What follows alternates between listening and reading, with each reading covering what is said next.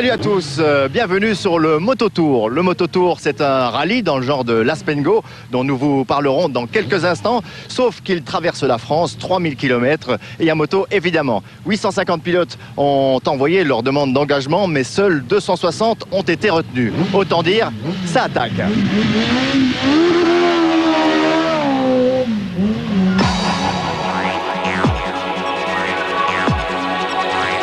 L'Aspen Go Rally, l'un des événements de l'année dans notre pays, l'Ouax est de retour sur cette heure, résumé de l'épreuve et zoom sur notre Freddy. Ce week-end, c'est le 19e Superbiker de Métais, la vie des pros, dont Stéphane Everts, sur ce circuit hors norme. L'avant-dernière manche du championnat Belcar s'est disputée à Francorchamps, vous saurez tout sur l'épreuve, côté course comme côté coulisses. La Peugeot RC Cup, une discipline pas banale, des voitures type silhouette diesel, conduites par des pilotes de tous les horizons, du super pro aux débutants. Plus toute l'actualité brûlante du sport mécanique, tout savoir sur l'industrie automobile et ses dernières news, et remportez vos places VIP pour le Superbiker de Métais qui a lieu ce week-end. Le premier reportage sur l'Aspen Go Rally dont je vous parlais il y a quelques instants est à 3 facettes, puisque je vous propose tout à la fois de suivre l'épreuve, de passer un bon moment avec Freddy Loax de retour à la maison et de découvrir le métier de copilote. Le rallye à moteur, on aime ça. La preuve tout de suite avec Benoît Galland et Stéphane Halleux. 1990, un temps que les moins de 20 ans n'ont pas connu. L'époque est au brushing, aux lunettes colorées et surtout aux propulsions. En rallye, les cadors s'appellent Grégoire de Mévius, Marc Soulet, Patrick Sneyers et Bruno Thierry. À l'Aspen Go 1990, un petit jeune du coin participe à son premier grand rallye au volant d'une Lancia Delta intégrale. Il s'appelle Freddy Loax et il sort de la route à Brustem. Freddy ne restera pas sur cet échec. Il revient l'année suivante et classe sa Mitsubishi à la 5e place du groupe N. L'histoire est en marche.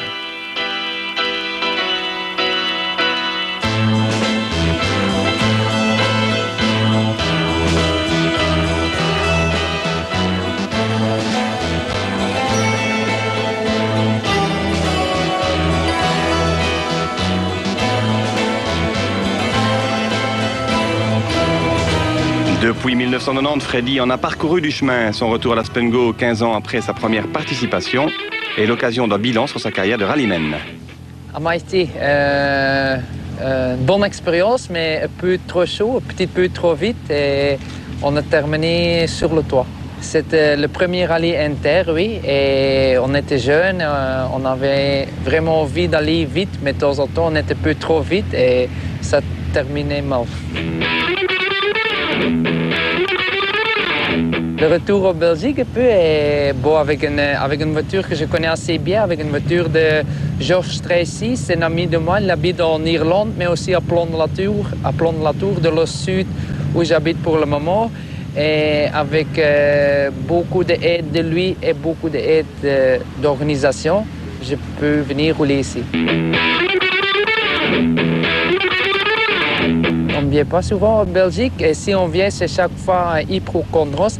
Maintenant, on vient un peu au Aspen Go et tout le monde dit « Qu'est-ce que tu viens foutre là-bas ?» Mais je m'amuse et c'est le principal.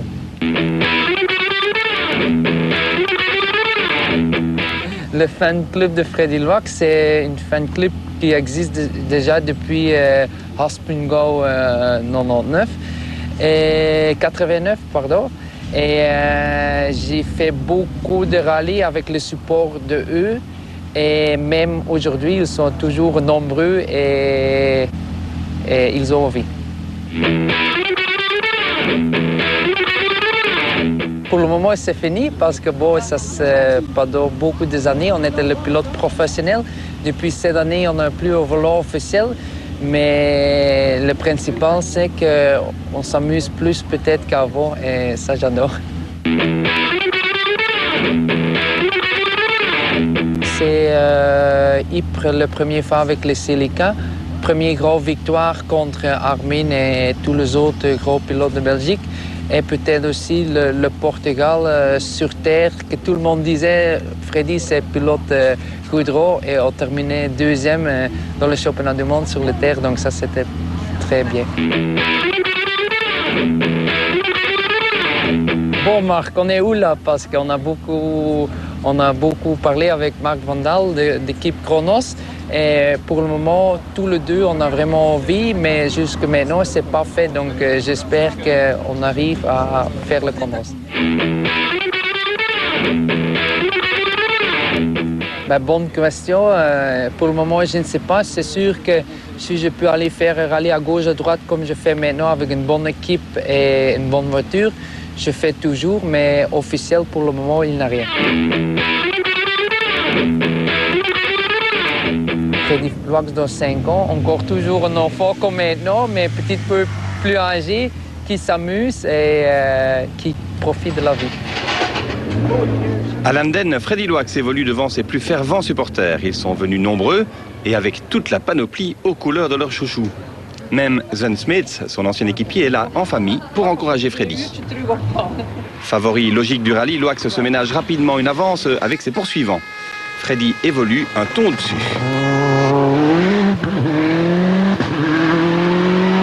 À vouloir suivre son rythme, ses adversaires en font parfois un peu trop. Xavier Busch cale son moteur dans une épingle.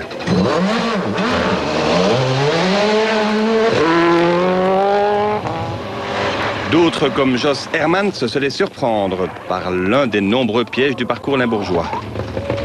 Même si l'Aspengo n'est pas un terrain réputé difficile, le rallye reste un sport d'improvisation, comme l'illustre Mélissa de Baquereux.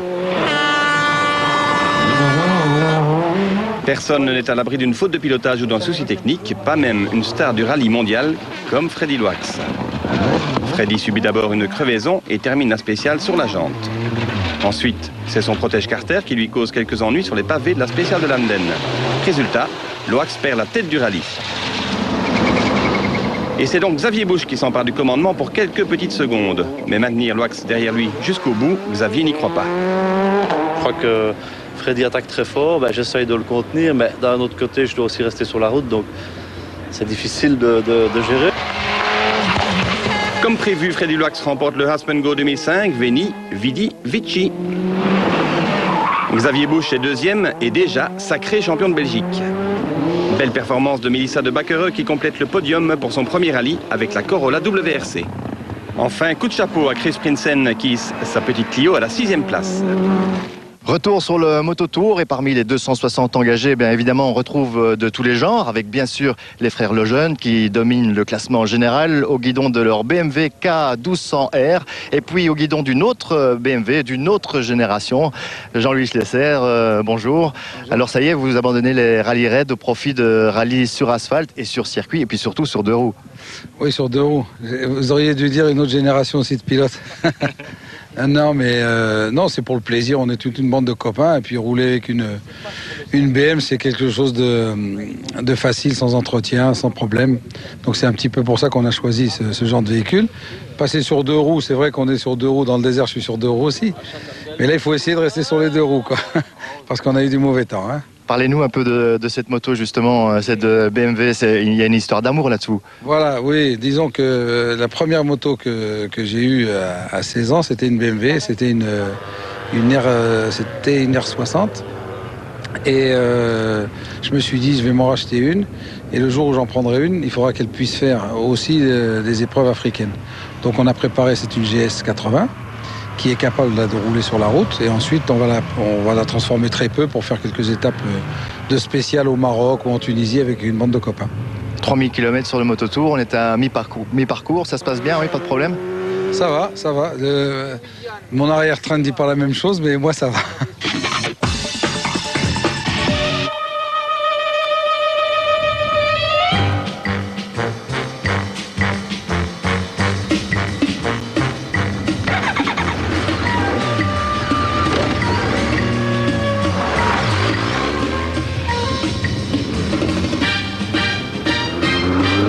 Ici, au mototour, on trouve des motos différentes avec des super motos, des routières, des sportives, car le revêtement et le relief est différent. Heureusement d'ailleurs, mais globalement, c'est l'asphalte qui est notre terrain de jeu favori. Pourquoi je vous parle de ça? Eh bien, parce que maintenant, nous allons nous rendre à Mété, car le week-end prochain, ce sera le fameux Superbiker avec ses dénivelés et ses revêtements différents. La piste a subi des modifications que nous allons aborder avec 3 ténors de la catégorie. Attention, exclusivité moteur.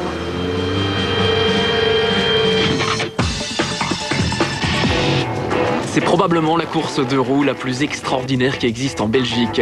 Le mélange de l'asphalte et de la terre pour des artistes capables de rouler fort sur cet étrange circuit. Le Superbiker de Mettey, c'est un casting de rêve et un circuit totalement atypique.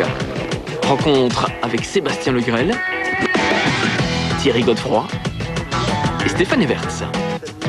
Sébastien, tu sors de la grande boucle, là, tu arrives à la première table. Comment tu fais alors pour arriver jusqu'ici? À mon avis, dans la boucle, on est en deuxième seulement. On reste en deuxième, on plafonne la deuxième. Et puis, on prend le virage doucement, ou en première ou en seconde. Et je pense qu'on essaie de prendre le maximum de vitesse avant la première table. Et au moment, il faut donner une impulsion et puis enchaîner le maximum avec le maximum de vitesse tout. Sans essayer de vouloir reprendre trop de vitesse entre chaque saut, je pense. Il y a les pilotes habitués au bitume, ceux qui préfèrent la terre, et puis il reste une catégorie de funambules qui abordent l'épreuve très sereinement. Thierry Godefroy, par exemple, le supermotard, c'est son truc, mais il garde à l'œil ses petits camarades de jeu. Je pense que maintenant le pilote de cross a vraiment le niveau pour rouler sur l'asphalte. Ils n'ont pas besoin de s'entraîner vraiment beaucoup pour être beau sur l'asphalte. Et dans la terre, ils gardent un petit avantage qu'ils ont toujours eu parce qu'ils ont roulé en cross, quoi. Et maintenant, un pilote comme Sébastien, il roule de temps en temps au cross, donc il ne perd pas son avantage dans le cross. Le circuit a subi des modifications cette année, avec notamment du sinueux sur asphalte. Attention, discussion de pros. Alors ici, Stéphane, dans cette partie, tu vas nous montrer ce que tu sais faire sur un circuit en asphalte. Oui, ça c'est le vrai asphalte ici. Je pense très vite, ça change de l'année passée. Et je pense pour moi, c'est le plus difficile de tout le circuit. Alors tu vas le faire comment? Façon motocross, le pied par terre, ou façon pilote de circuit avec le genou par terre? Non, je pense le pied. Pour moi, c'est le meilleur. Quand tu as un cuir, tu pourrais avoir des sliders. Il n'y a pas de sliders sur ton cuir. Non, c'est pas nécessaire, non. Ça, tu vas utiliser les sliders? Non, je pense que c'est beaucoup plus efficace de rouler au pied parce qu'on fait des changements donc beaucoup plus rapides qu'au genou. Parce que le genou, il faut toujours employer tout le corps pour balancer la moto. Et ici, on n'en a pas besoin. Donc on l'a compris, Godefroy sera à l'aise partout, Le Grel plus sur l'asphalte et Everts sera, comme d'habitude, au top sur la partie plus typée cross. Ah oui et non, avant c'est plus soft et c'est plus de ornière. Et je pense pour le motocross, pilote motocross, c'est mieux. Maintenant, on fait du saut et le terre c'est plus dur. Et je pense pas beaucoup d'ornière. Le saut, c'est peut-être plus difficile pour les pilotes vitesse, mais à une demi-heure, une heure, c'est pas de problème. Plus que quelques aménagements de dernière minute et tout sera fin prêt dès ce samedi 8h30 avec en point d'orgue le show freestyle du samedi soir et les finales Superbiker du dimanche après-midi.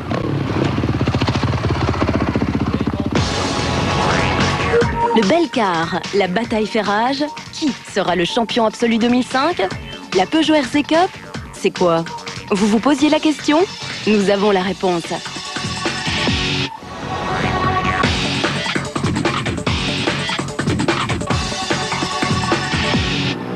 Allez, on passe de 2 à 4 roues maintenant avec l'avant-dernière manche de l'un des meilleurs championnats belges, le Belcar. Ça freine.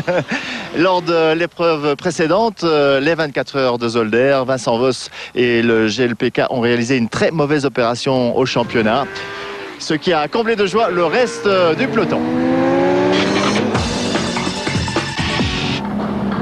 Le Belcar s'est donné rendez-vous à Francorchamps début octobre dans le cadre du Racing Festival pour l'avant-dernière manche du championnat. C'est le régional Vincent Voss qui s'est montré le plus adroit sous la pluie en signant le meilleur temps au volant de la Viper GTS. À ses côtés sur la première ligne, la Corvette C5R du Celleslack Racing. Le néerlandais David Hart s'élancera pour le premier relais au volant de la Belle Américaine. Les deux Porsche PSI monopolisent la deuxième ligne. Voss profite de sa position pour prendre l'avantage dès le feu vert. Mais les deux Porsche PSI surprennent la Viper de Hart et vont rapidement se glisser aux deuxième et troisième places.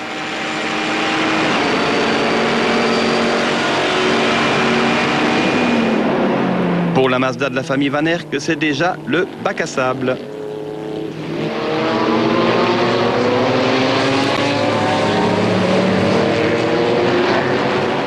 Sur la Porsche biturbo, Marcus Paltala est en pneu intermédiaire. Ce n'est pas le bon choix. sur une piste pratiquement sèche. La Porsche numéro 5 doit repasser par les stands dès le 3e tour. Au freinage de la chicane, Eric Quick se loupe et harponne violemment la Porsche de Kösters-Hahn. L'entrée en piste de la safety car est indispensable pour récupérer la Porsche bien abîmée dans l'aventure. L'Ultima, elle, a pu repartir.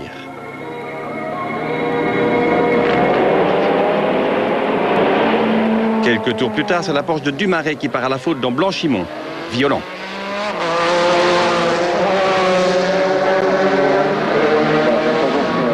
Nouvelle intervention du safety car et resserrement des positions en tête. Vincent Voss mène toujours le bal devant Jos Menten et David Hart.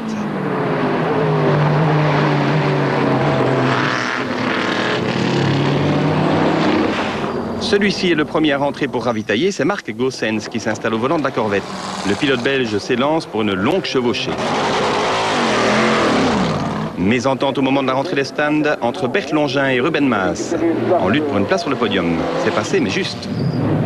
Vincent Voss prolonge son relais au maximum autorisé, mais il doit céder le volant à son équipier plus lent. Le pilote de la Viper n'est pas satisfait de sa monture. Depuis le début, j'ai un problème d'embrayage.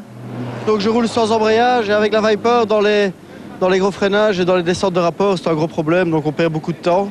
On vient encore d'en perdre un petit peu ici au stand. C'est un peu con de jouer le championnat dans ces conditions-là. Marc Goossens ne met donc pas longtemps à prendre le commandement. Il reste 35 minutes de course et la Corvette s'envole vers son 4e succès de la saison. La sortie de route d'Olivier Meutiens entraîne la 3e intervention du safety car, lourde de conséquences pour certains. Nous sommes à bord de la Porsche de Rudy Penders et sous les drapeaux jaunes, elle se fait passer par la Porsche de Bart Kaubergs, qui sera pénalisée de 30 secondes après la course pour cette manœuvre interdite. Stop and go pour Pertti Koismanen qui a laissé trop de distance avec la voiture qu'il précède lors de cette procédure. Marc Goossens, lui, gère parfaitement les 10 dernières minutes de course et remporte cette avant-dernière manche de la saison. L'analyse du champion belge est lucide. On a fait arrêter David un peu plus tôt. Et puis après les arrêts des autres, c'était déjà fait. On était en tête avec un certain écart et voilà, on a pu contrôler la course après. Derrière, la Porsche de Bouvimenten a mené une course rapide et régulière. La Porsche de Penders Lamotte, victorieuse en GTB, complète le podium, mais un petit accrochage avec la voiture de Leo Van Sand a failli tout compromettre. Mauvaise opération chez AD Sport avec les abandons des Porsche biturbo de Maas Verbiest et des frères Wouters. En tourisme, c'est la BMW de Smets Kenis, 7e au général, qui s'impose dans la classe TA, en devançant au général l'Ultima de Quick Geoffroy, 2e en GTB. Rendez-vous le 23 octobre à Zolder pour l'épilogue de cette saison, le Belcar Masters. La Corvette doit s'imposer en espérant que la Porsche de Penders Lamotte termine au-delà de la 3e place. Ces actus débutent par une bien triste nouvelle. Arnaud Mosbeu était un garçon charmant et un pilote hyper talentueux. À 22 ans, il venait de décrocher le titre en VW Fun Cup. Il nous a quittés le week-end dernier suite à un accident de la circulation. Le sport auto pleure un pilote qui avait encore beaucoup d'exploits à accomplir. Au Grand Prix du Japon, Kimi Raikkonen a décroché sa 7e victoire de la saison. C'est une de plus que Fernando Alonso, le champion du monde en titre. Fisichella et Alonso terminent sur le podium. Le week-end prochain, la Formule 1 sera en Chine pour le dernier Grand Prix de la saison. Renault et McLaren Mercedes y disputeront le titre constructeur. Ford vient d'annoncer le recrutement de Marcus Grönholm pour les saisons 2006 et 2007. Double champion du monde des rallyes, Grönholm pilotera la toute nouvelle Ford Focus RS WRC conçue par l'ingénieur belge Christian Loriot. Dimanche 23 octobre, notez bien cette date dans votre agenda dans le cadre du Belcar Masters de Zolder. Une course opposera 18 des meilleurs pilotes de Belgique au volant de voitures identiques des Legend Cars. Freddy Loax, Marc Goossens, Patrick Sneyers, David Salens, Bruno Thierry, Marc Duet, Jean-Michel Martin, Stéphane Henrard, Vincent Voss, Frédéric Bouvy, Eric Van de Poel et Larry Cole sont déjà confirmés leur participation à ces Legend Masters. Il va y avoir du sport. En WTCC, il y a Alpha avec son Armada 256, il y a BMW avec ses équipes rivales, il y a Chevrolet et ses Lacetti bousculés dans ce peloton de furieux, des Seat Leon très prometteuses, et des Ford Focus souvent en perdition. Avec Honda, ça fait 6 marques et une 7e débarque. Lada vient en effet d'annoncer son arrivée à l'horizon 2006. Non, ce n'est pas une blague, la voiture est déjà à l'étude, camarades. Le Mototour, 260 concurrents, 2900 km, une ambiance de feu et des pilotes de tous horizons sur des bécanes aussi variées que les paysages traversés. Tous les engins sont bons pour s'amuser ou se faire du mal. Les routes de Reims, Thonon-les-Bains, Toulon, les circuits de Croix-en-Ternois ou Folembray, le Mototour fait dans l'éclectisme. Notez cette année la victoire d'étape sur le circuit de Folembray d'un jeune débutant, Didier de Radigues, et la victoire finale du très excentrique Serge Nuc sur Yamaha R1.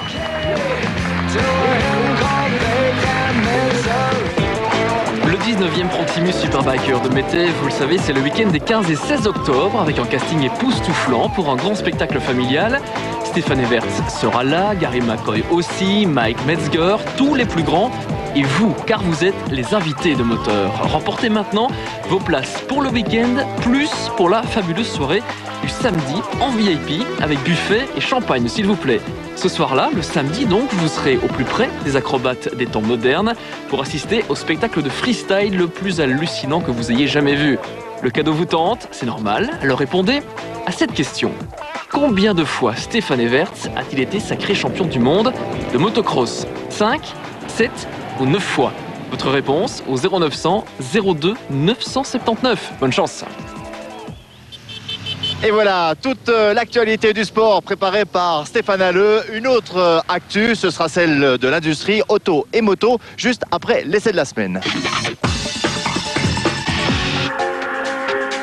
Vous le savez certainement, le prochain défi de Peugeot en compétition, c'est de remporter les 24 heures du Mans avec un proto à moteur diesel. Peugeot Sport travaille sur ce nouveau projet et peut déjà compter sur l'expérience de la RC Cup, la première coupe monomarque qui utilise un mélange de diesel biocarburant et un filtre à particules. Les moteurs diesel en compétition automobile, ce n'est pas une nouveauté.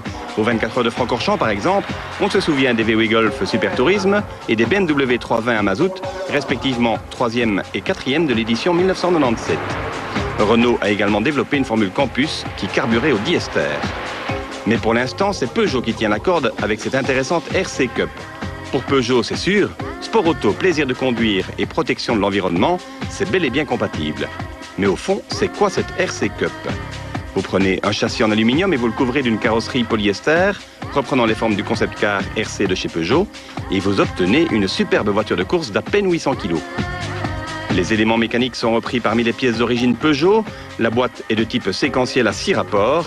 La Peugeot RC Cup est bien entendu une propulsion pour le plus grand plaisir des pilotes. Les qualités, c'est d'abord une position de pilotage incroyable qui fait penser au sport proto des 24 heures du Mans. Et puis un freinage irréprochable, une tenue de route diabolique, tout ça dans une superbe auto. Mais le côté le plus étonnant de la voiture, c'est bien entendu son moteur 2,2 litres HDI issu de la série. Ce moteur est équipé d'un filtre à particules et est alimenté par du diester, un carburant assez particulier. Les concepteurs sont fiers de leur produit. On appelle le diester le diesel vert parce qu'il est obtenu à partir d'huile de colza et il limite de façon significative les rejets de gaz à effet de serre, notamment associés au filtre à particules. Le bruit du 2,2 litres HDI n'est pas spécialement envoûtant et la petite fumée qui sort de l'échappement non plus. Au-delà de l'aspect très agressif de la voiture, la RC Cup possède évidemment quelques caractéristiques qui ne font pas très course. Autre paradoxe, le fait de devoir rester dans une plage de régime entre 2 et 4000 tours minute pour pleinement exploiter le moteur. Cela dit, la RC Cup va vite et tient bien le parquet. La Peugeot RC Cup se dispute dans le cadre des rencontres FFSA, des meetings regroupant les principaux championnats nationaux français. Seule exception, les rencontres Peugeot de Francorchamps. Ces rencontres ont eu lieu chez nous à la mi-juillet et ont accueilli pas loin de 800 pilotes répartis dans les différentes séries que le service compétition client de chez Peugeot organise. À Francorchamps, les deux courses réservées au RC Cup ont permis de voir de belles bagarres entre les plus rapides des pilotes.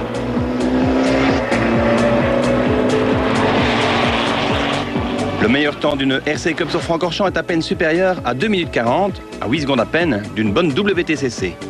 Peugeot se montre donc à la pointe de l'actualité. La consommation de biocarburant dans l'Union européenne représente aujourd'hui 2% de celle de diesel. Les directives européennes prévoient de passer à 5,7% dès 2010. Pourquoi donc le sport automobile ne suivrait-il pas la tendance ?